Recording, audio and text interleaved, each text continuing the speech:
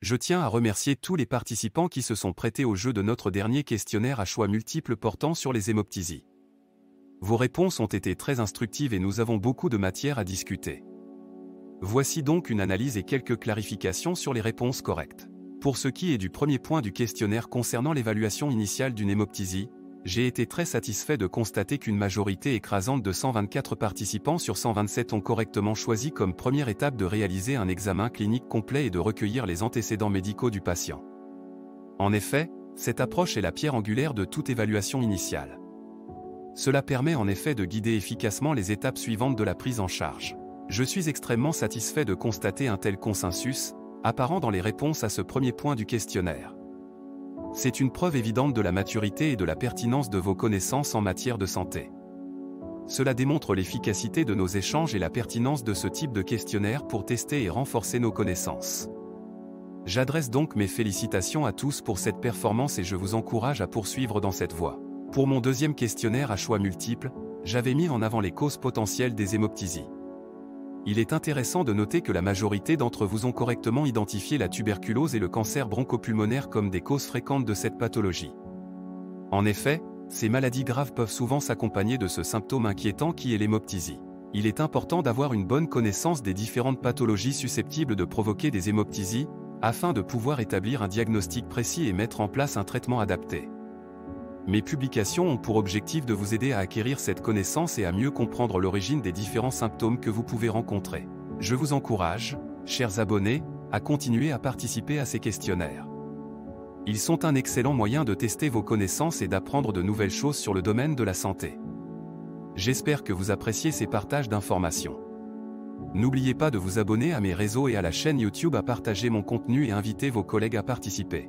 Pour notre troisième questionnaire à choix multiples, nous nous sommes concentrés sur le diagnostic par imagerie médicale. Il m'est important de rappeler que l'imagerie joue un rôle prépondérant dans la médecine moderne. Elle permet d'explorer l'intérieur du corps humain de manière non invasive, de diagnostiquer les maladies, de planifier les opérations et de suivre l'évolution des traitements. Votre participation a été impressionnante et vos réponses éclairées.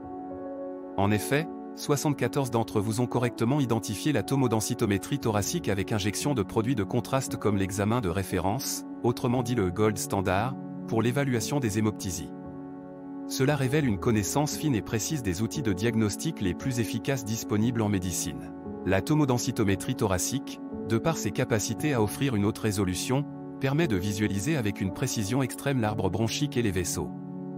Grâce à cela, les praticiens sont en mesure de poser un diagnostic plus précis et de choisir les meilleurs traitements pour leurs patients. Continuons sur notre avant-dernier questionnaire à choix multiples, tournez votre attention vers la prise en charge d'une hémoptysie massive, une situation potentiellement mortelle qui nécessite une prise en charge médicale d'urgence.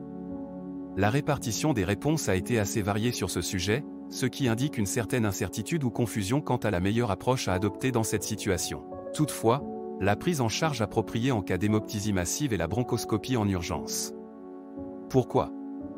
Car elle permet de localiser précisément l'origine du saignement et de le stopper par tamponnement. En d'autres termes, il s'agit d'employer un instrument médical pour bloquer l'écoulement du sang et permettre à l'organisme de commencer le processus de coagulation. Je n'ai personnellement jamais vu une telle procédure. S'il existe un risque de détresse respiratoire aiguë, l'intubation avec un tube à double lumière peut être envisagée pour gérer efficacement les voies respiratoires et prévenir une aspiration potentiellement mortelle de sang dans les poumons. On pourra alors utiliser une sonde de type Carlan ou White. Pour notre cinquième questionnaire à choix multiples, le sujet était le traitement endovasculaire. L'endovascularisation est une méthode de traitement des maladies vasculaires par voie endovasculaire, c'est-à-dire à l'intérieur des vaisseaux sanguins, souvent utilisée dans les cas d'anévrisme, d'occlusion veineuse ou artérielle ou de malformation vasculaire. J'étais ravi de constater que 82 d'entre vous avaient correctement identifié l'indication de l'embolisation bronchique. En effet, ce type de traitement est spécifiquement recommandé en cas d'échec du contrôle de l'hémoptysie par bronchoscopie, ainsi qu'en cas d'échec du contrôle par traitement médicamenteux. L'embolisation bronchique est une technique de radiologie interventionnelle qui vise à bloquer l'approvisionnement en sang de la zone qui saigne, stoppant ainsi l'hémorragie. Grâce à des méthodes minimalement invasives, les radiologues interventionnels peuvent atteindre l'emplacement du saignement sans recourir à une chirurgie ouverte, ce qui permet aux patients de récupérer plus rapidement.